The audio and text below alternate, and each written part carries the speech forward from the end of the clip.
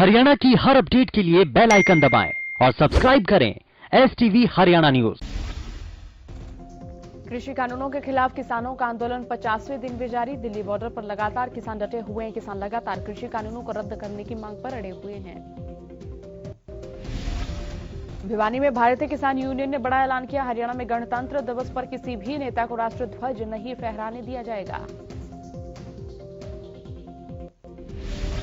प्रदेश में कृषि कानूनों के खिलाफ आंदोलन कर रहे किसानों ने 26 जनवरी को दिल्ली में भेड़, बकरी, गाय, भैंस और बैलों को भी ले जाने का ऐलान किया।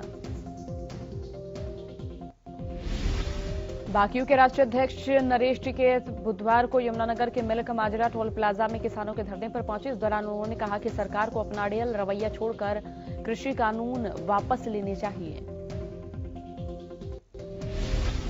बुधवार को किसानों ने सिंघू बॉर्डर पर कृषि कानूनों की कॉपियां जलाई और सरकार के खिलाफ जमकर नारेबाजी की।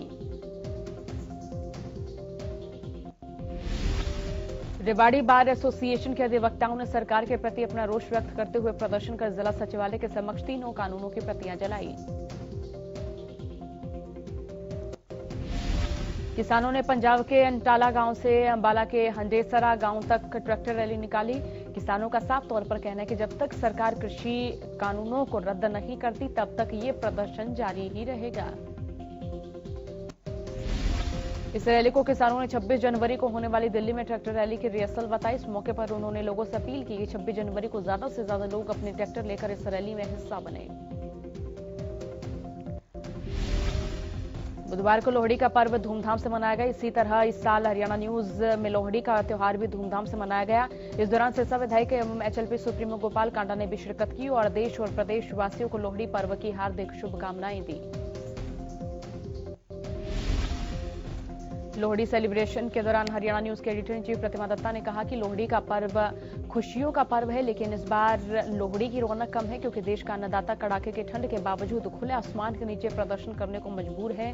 उन्होंने कहा कि सरकार किसानों की समस्या को जल्द से जल्द दूर करे ताकि देश के अन्नदाता को ठंड में ठिठुरना ना पड़े। न्यू के पुन्हाना और पिनगवा में सुबह कोहरे की चादर से राहगीर परेशान हुए। विजिबिलिटी कम होने के कारण वाहन चालकों को परेशानी का सामना करना पड़ा। प्रदेश में बदमाशों का आतंक थमने का नाम नहीं ले रहा। सोनीपत के टीकाराम कॉलेज के पास संकेत फार्म भंडार पर 2 नकाबपोश बदमाशों ने लूट की वारदात को अंजाम दिया।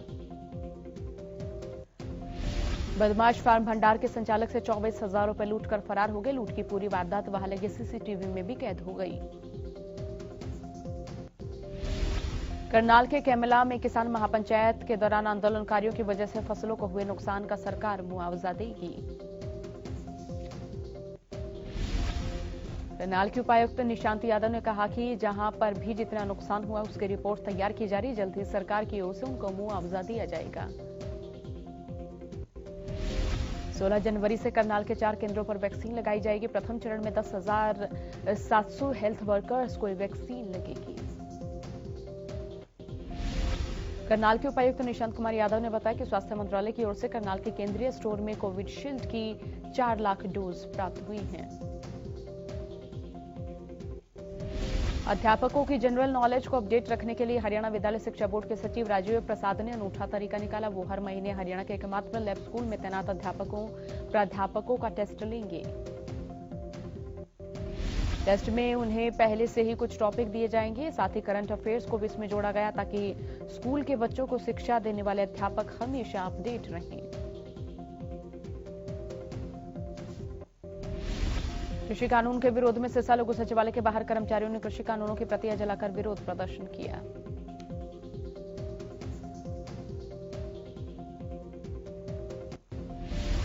सिंचाई विभाग की ओर से नहरी पानी की कटौती करने के बाद अब किसानों की समस्या बढ़ गई है। दरअसल इस समय खेतों में गेहूं, सरसों और चने की बिजाई का सीजन है, लेकिन पानी की कमी के चलते किसान सिंचाई की परेशानी से जूझ रहे हैं।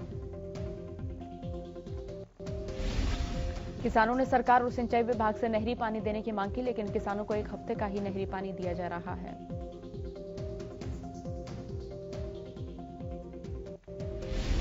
भिवानी में बवानीखेड़ा थाने के पास 2 कारों की टक्कर में 2 लोगों की मौत हो गई जबकि 8 अन्य घायल हो गए।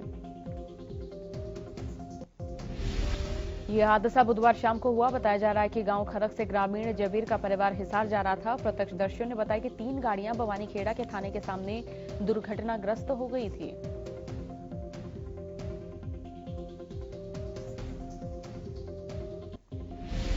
देश में कोरोना के मामलों में गिरावट दर्ज की गई। 24 घंटे में 16,946 नए मामले सामने आई हैं। देश में पिछले 24 घंटे में 17,652 मरीज कोरोना से ठीक हो चुके। देश में अब तक 1,05,12,093 कोरोना केसेस सामने आ चुके हैं। प्रदेश में कोरोना के आंकड़ों में लगातार गिरावट देखी जा रही है। बीते 24 घंटे में 225 नए मरीजों की पुष्टि हुई।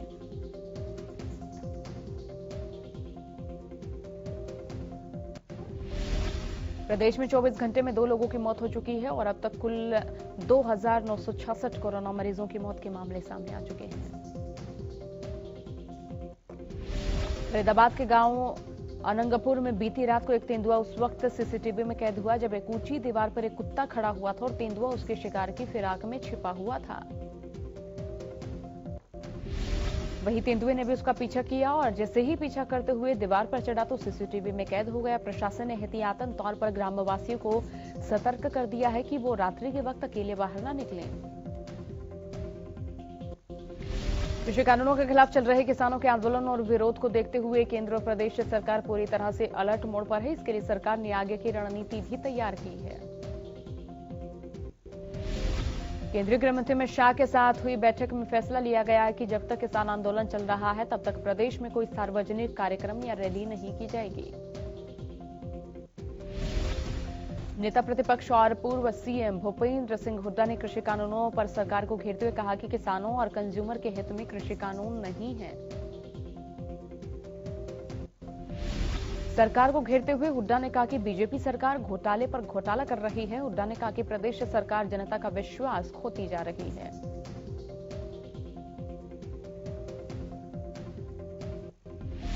यमुनानगर में सांसद नायब सैनी ने पूर्व मंत्री कर्णदेव कंबोज के साथ कांसापुर में चल रहे विभिन्न विकास कार्यों का निरीक्षण किया। इस दौरान सांसद नायब सैनी ने कहा कि लोकतंत्र में सबको अपनी बात कहने का अधिकार है।